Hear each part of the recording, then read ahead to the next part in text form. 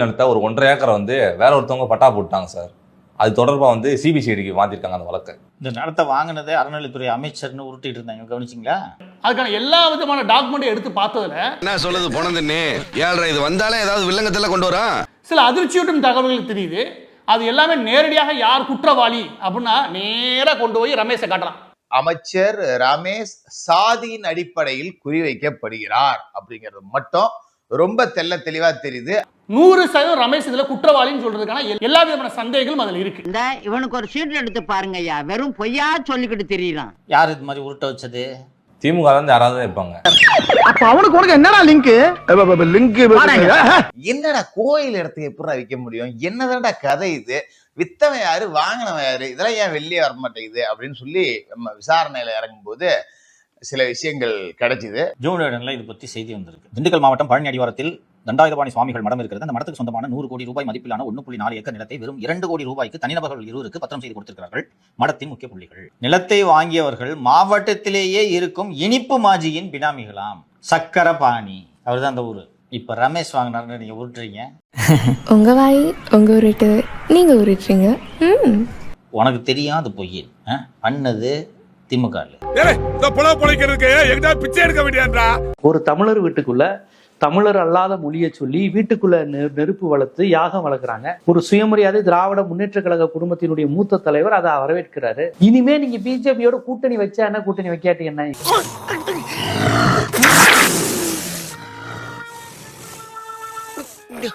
வெளியே வந்து நீங்க பிஜேபியோட பொலிட்டிக்கலா அண்டர்ஸ்டாண்டிங்ல இருந்தா என்ன, இல்லாட்டி என்ன?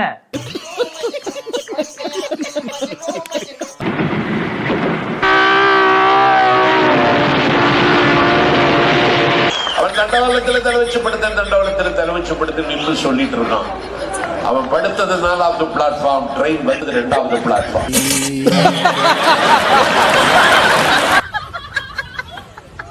ஏவா வேலுவுக்கு கூரான ஒரு ஆப்பை சொருவி எடுக்காம அப்படியே விட்டுருக்காங்க. அப்படியே அந்த ஆப்போடையே நீ சுத்திக்கிட்டு இரு அப்படின்னு சொல்லிட்டு ஏவா வேலுவோட ஒரு கனவு ப்ராஜெக்ட்.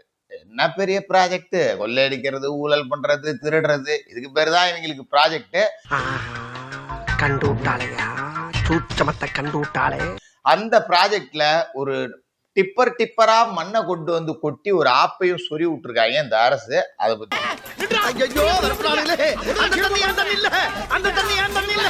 13.3 கிலோமீட்டர், கிட்டத்தட்ட 13.25 கிலோமீட்டருக்கு வந்து மேம்பாலம் கட்டுறாங்க. இந்த 13.3 கிலோமீட்டர் பாலத்துக்கு 2100 கோடி ரூபாய்.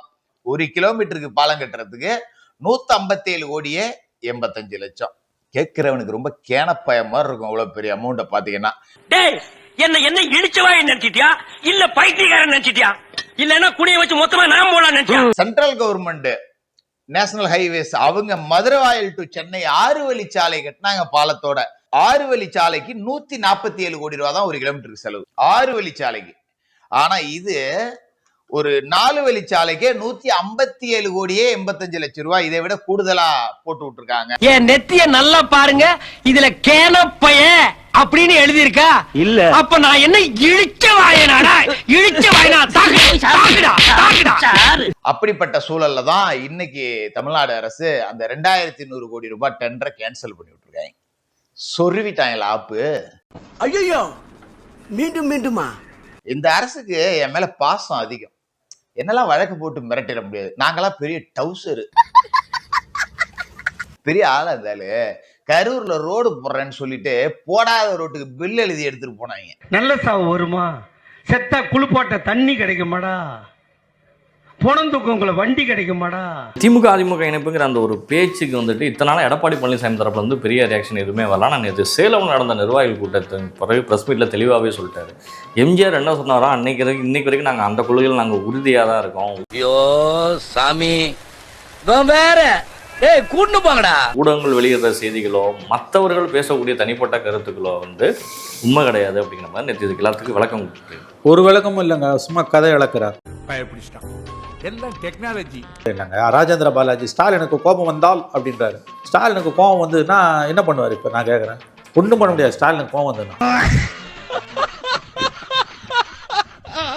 ராஜேந்திர பாலாஜி போன்றவர்கள் ஸ்டாலினுக்கு கோபம் வந்தால் என்ன பண்ணுவார்? கோபம் வந்தால் ஒன்றும் பண்ண முடியாது அவரால். அவர் கட்சியிலேயே அவரால் மாற்றத்தை ஏற்படுத்த முடியல.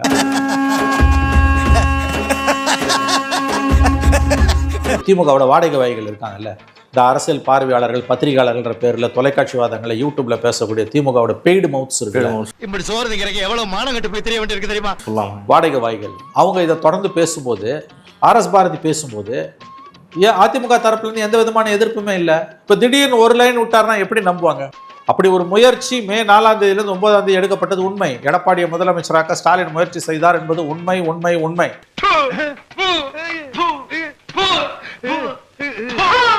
எடப்பாடி ஸ்டாலினோடு இருந்த அத்தனை கூட்டணி கட்சி தலைவர்களும் இதை திரும்ப திரும்ப வலியுறுத்திருக்காங்க. காதர் மொய்தீன் சொல்றாரு, மு வீரபாண்டியன் சொல்றாரு, MA பேபி சொல்றாரு, ஸ்பேஸ் சண்முகம் சொல்றாரு, திருமாவளவன் மொத்தமாவே போட்டு வச்சிட்டாரு. இதுக்கு மேல என்ன சாட்சி வேணும்? அப்பெல்லாம் வாய்மூடி மௌனியா இருந்த எடப்பாடி இப்ப எதுக்கு திடீர்னு வந்து அவருக்கு சுயமரியாதை பொத்து கொண்டு வருகிறது? நீ கேட்ட ஒவ்வொரு கேள்வி என்ன செருப்பால் அடிச்ச மாதிரி இருக்குடா. மாதிரி இல்ல, உண்மையிலே செருப்பால தான் அடிச்சது. சரி, 50 கோடி கொடுத்து 30 பேர் ரிசைன் பண்ண வைப்பாங்கன்றான். 30 பேர் ரிசைன் பண்ண வைக்கிற 6 மாசம் ஜனாதிபதி ஆச்சு, அந்த 30 இடத்துல மறுபடியும் அவங்க தானே ஜெயிப்பாங்க. இதெல்லாம் எப்படிங்க நடக்கும்? அவ்வளவு ஈஸி இல்லைங்க. வாய் புளிச்சது மாங்காய் புளிச்சதுலாம் பேச முடியாது.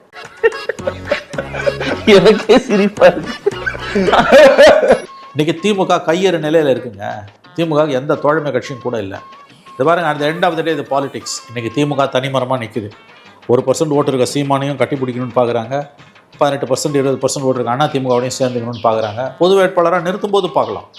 பொது வேட்பாளராக மட்டும் நிறுத்தினாங்கன்னா அதிமுக வாக்கு வங்கி அப்படியே விஜய் பக்கம் நகரும். எழுதி வச்சுக்கோங்க. இப்போ செந்தில் பாலாஜியே சொன்னாரு, பல மெட்ரிக் டன்னுக்கு, லட்சக்கணக்கான மெட்ரிக் டன்னுக்கு வந்து காணும்னா எனக்கு புரியல. It is missing. இது பல மெட்ரிக் டன் நிலக்கரியை காணுமா? நிலக்கரியை காணும். ஐயா இன்ஸ்பெக்டர் ஐயா, என் கிணற காணாங்க. கிணத்த காணாமா?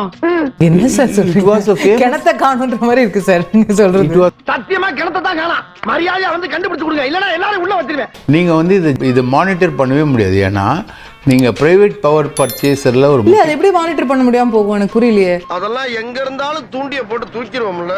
பல லட்சம் மெட்ரிக் டன் நிலக்கரி நம்ம வாங்குறோம், காணும்னா எனக்கு புரியல. இல்லம்மா, தொழில் ரகசியத்தெல்லாம் கேட்காதப்பா. தொழில் ரகசியம் பொண்ணெல்லாம் இப்படியே விட்டா சரிப்படாது. இந்த பவர் பர்ச்சேஸ்ல சொல்றேன் நான். மெட்ரிக் டன் விட்டுருங்க. பவர் பர்ச்சேஸ்ன்றது நம்ம பவரா வாங்குறது. அதான் டைரக்டா கரண்ட் வாங்குறோம், நிலக்கரி வாங்கல. நிலக்கரி வாங்கல. ஏய் ஃபூல், அவன் நம்மள கலாய்க்கறான்டா. நிலக்கரி வந்து ஜெனரேஷனுக்கான நிலக்கரி. ஆமா, அதுல வந்து பல லட்சம் மெட்ரிக் டன், 2 லட்சம் மெட்ரிக் டன் சம்திங் மிஸ்ஸிங் அப்படின்னு செந்தில் பாலாஜி ஆல்ரெடி சொன்னாரு. ஐயோ ஐயோ, இது என்ன சார் அநியாயமா இருக்கு? என்ன சார் நடவடிக்கை எடுத்தாங்க அதுல? நீங்க 2 லட்சம் மெட்ரிக் டன் நிலக்கரின்றீங்க, அது இன்னும் 4 பேர் உள்ள போயிருக்க வேணாம் இந்நேரம் போல நடவடிக்கை எடுக்கல. இவனை எப்படி உள்ள வச்சு பழகதா போறாங்க? ஏய் எடுத்து குடுக்குறியாடா நீ? செந்தில் பாலாஜி நடவடிக்கை சொன்னவரே எடுத்தாரா அவர் மேல? எடுக்கல. என்ன சார் நடக்கல? யோ கான்ஸ்டபிள் இங்க வாங்கயா. ஐயோ நான் இல்ல, இவனை தூக்கிட்டு போய் உள்ள வச்சு பழங்கயா. அது வந்து என்ன சொன்னாங்கன்னா விஞ்ஞானபூர்வமான ஊழல்னாங்க. இதுல வந்து EB முழுக்க விஞ்ஞானபூர்வமான ஊழல் தான் அதிகமா இருக்கும். ரொம்ப விஞ்ஞானமான டிபார்ட்மெண்ட் இல்ல, ரொம்ப விஞ்ஞானமான டிபார்ட்மெண்ட்.